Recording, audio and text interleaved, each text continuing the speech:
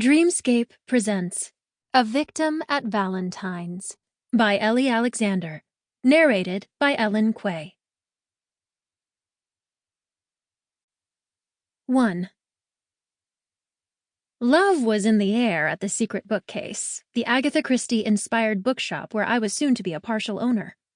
The path to my present career had been meandering and not without setbacks, but as I hung paper hearts on pretty strings from the ceiling of the conservatory for today's event, I realized I was happy, content, and eager to put my own spin on my beloved store. I knew better than anyone that the secret bookcase was so much more than a bookstore.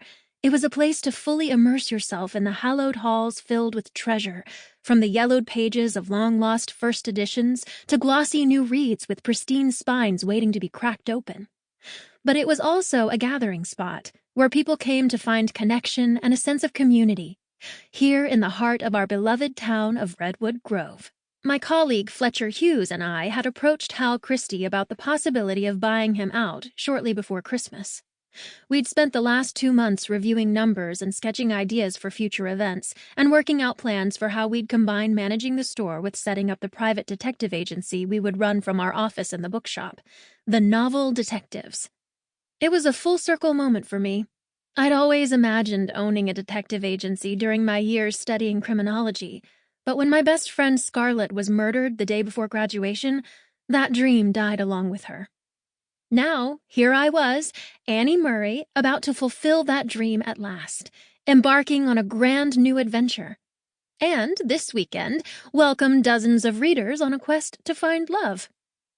I adjusted the ladder and adhered a cotton candy pink heartstring to the base of the chandelier with its dangling iridescent crystals that dripped light onto the floor like liquid diamonds in a cascade of shimmering beauty. The conservatory was a former ballroom. Like everything else in the historic English estate-turned-bookstore, Hal had transformed it into a special event space, retaining the original parquet floors and refurbishing the ornate gilded ceilings. A hand-painted mural depicting gardens and the bucolic countryside gave the spacious room a regal air. Large arched windows framed the far wall, offering scenic views of the grounds. Every room in the mansion paid homage to the Queen of Mystery, from the parlor, with its Hercule Poirot Art Deco design, to the sitting room, which resembled Miss Marple's cottage in St. Mary Mead.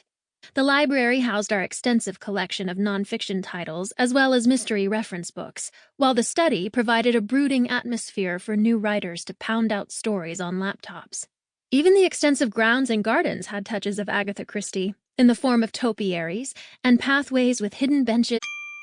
Sample complete. Ready to continue?